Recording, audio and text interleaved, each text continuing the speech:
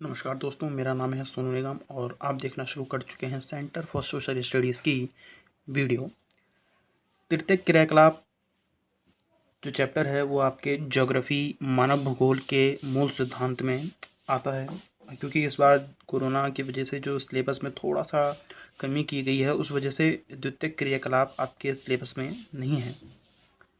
तृतीय क्रियाकलापों को हम पढ़ेंगे, ये सिलेबस में है और बहुत इम्पोर्टेंट चैप्टर भी बन जाता है, इसलिए क्योंकि प्राथमिक और तृतीय क्रियाकलाप के बीच में जो द्वितीय क्रियाकलाप था, पहले उससे सवाल तो आते थे, लेकिन क्योंकि इस बार वो सिलेबस में नहीं है तो ज़्यादा ज़रूरी बन जाता है कि तृतीय क्रियाकलाप से ही क्वेश्चन फिर पूछे जाएंगे।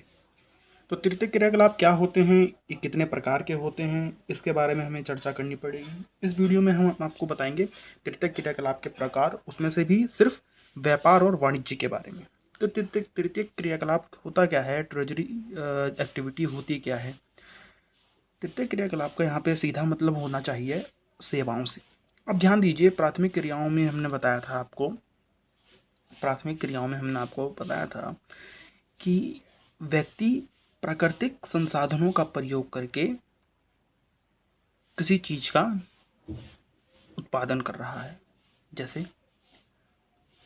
भूमि का उपयोग करके वो फसल उगा रहा है, भूमि को खदान बना के उनकी खान खोद कर जो है वो कोयला निकाल रहा है।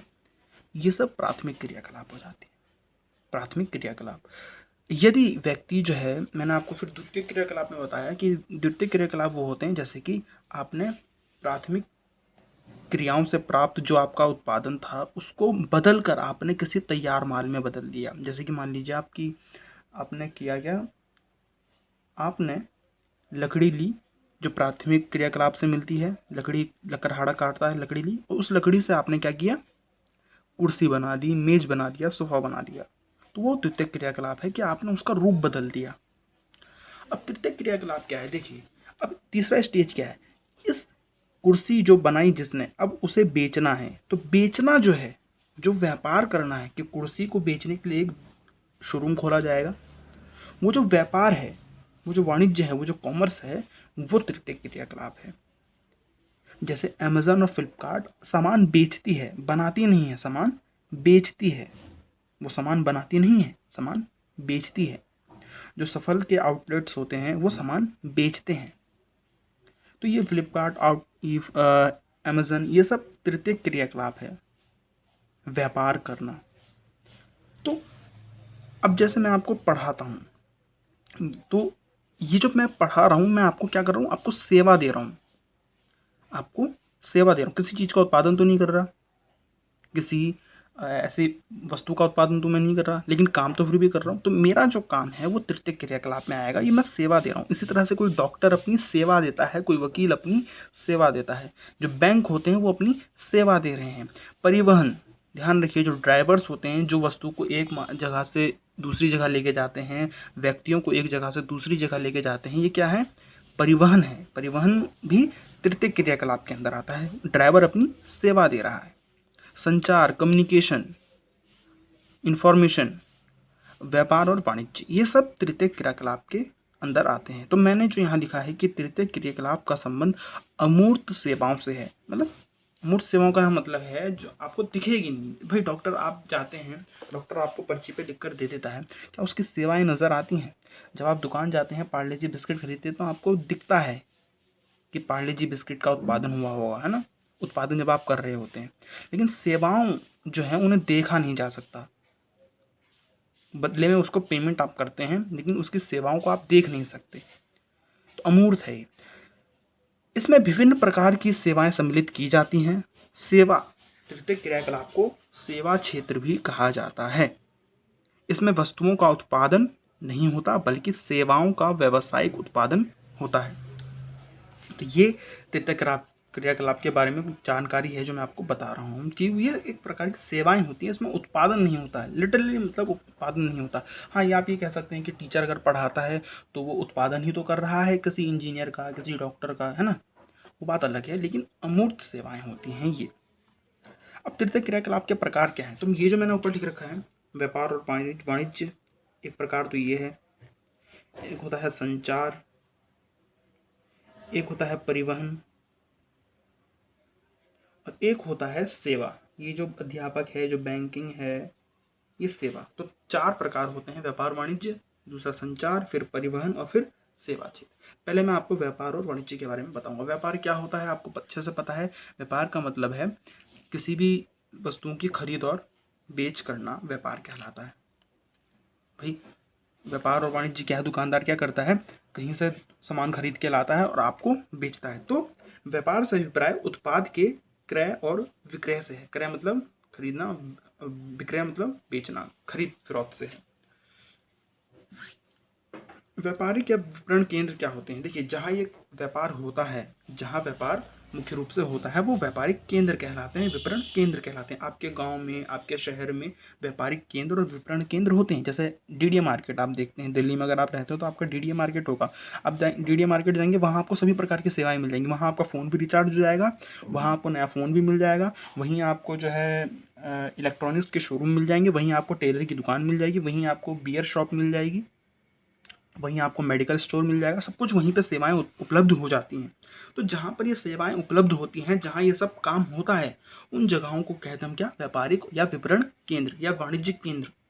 तो व्यापारिक या विपणन केंद्र वह होते हैं जहाँ नगर व कस्बों का सारा काम होता है, जैसे कि डीडीएम मार्केट, जहाँ सभी सेवाएं उपलब्ध होती हैं जो मैंने आपको बताया। अब ये जो व्यापारिक और विपणन केंद्र है, इसे 2 भागों में बांटा गया। जैसे मैंने आपको बताया ना, गाँव में भी होते हैं ये और शहरों में भी होते हैं। अब गाँव में अलग होंगे, शहर में अलग होंगे। जो गाँव में होगा उसकी कुछ अलग विशेषता होती है, और नगर वाले जो शहर होते हैं उनकी अलग विशेषता होती है। गांव में आपको जाहिर सी बात है, आपको पता होगा कि जो सेवाएं हैं, जो आपको सर्विसेज मिलती है, उसकी क्वालिटी थोड़ी कम होगी, उसमें वैरायटी थोड़ी कम होगी, उसमें जो है टेक्नोलॉजी का इस्तेमाल थोड़ा कम होगा, है ना, क्योंकि वो गाँव में है, क्योंकि वो गांव के इलाके में है। तो आप ये देखिए कि यहाँ ग्रामीण विपणन केंद्र जो होगा, यानी कि गांव के आसपास का जो बाजार है, जहाँ पे सारा काम हो रहा है गांव का लगभग, जहाँ फोटो स्टेट की दुकान है, जहाँ साइबर कैफे है, इस जगह की मैं बात कर रहा हूँ। एक केंद्र बन जाता है ना, एक मार्केट बन जाती है, आपको पता ही है। तो गांव वाला जो एरिया होता है, जो विपणन केंद्र होता है, उसके आसपास की आबादी को वो सेवा प्रदान करता है, यानी कि आसपास की आबादी के लिए वो खोला जाता है। स्थानीय माल को खरीदा और बेचा जाता है, स्थानीय रूप से ही वो सारा व्यापार होता है और स्थानीय लोग ही उसे खरीदते हैं। ऐसा तो है नहीं कि एक गांव के लोग किसी 5 गांव छोड़कर किसी मार्केट में जाएंगे, नहीं, वो आसपास के ही किसी विपणन केंद्र में चले जाते हैं, क्योंकि उनको पता है कि वहाँ भी उसी तरह का सेवाएं मिलेंगी। कुछ ज़्यादा अच्छी टेक्नोलॉजी, कुछ अच्छा वैरायटी सर्विसेज का नहीं मिलेगा। सेवाएं विकसित नहीं होती, जैसा मैंने आपको बताया, सेवाएं विकसित नहीं होती।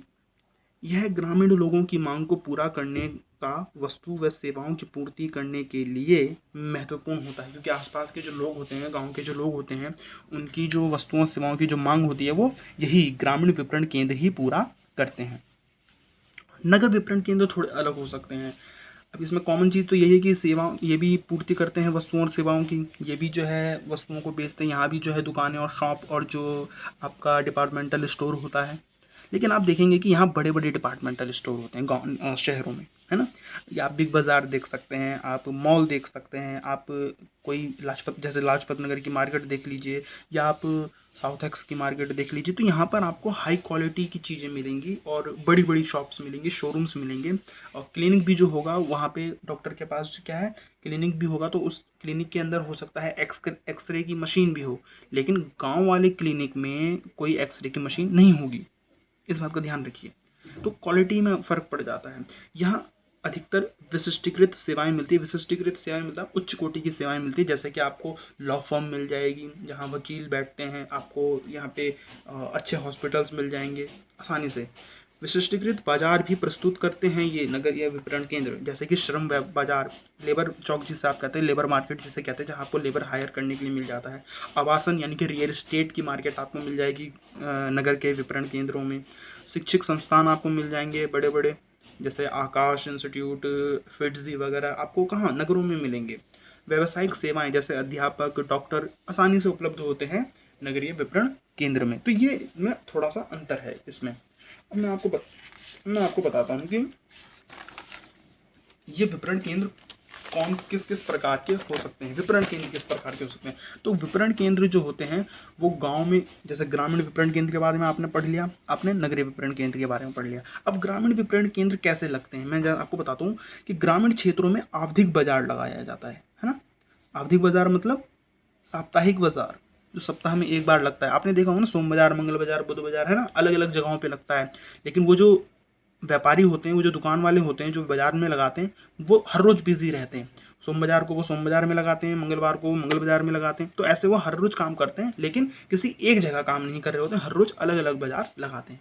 यह कोई नियमित बाजार नहीं होते। मैं गाँव ग्रामीण विपणन केंद्र की बात कर रहा हूँ। यह कोई नियमित बाजार नहीं होते, ये साप्ताहिक बाजार होते हैं। दुकानदार हर रोज अलग अलग स्थान पर बाजार लगाते हैं और पूरे सप्ताह व्यस्त रहते हैं। ये मैंने आपको बताया।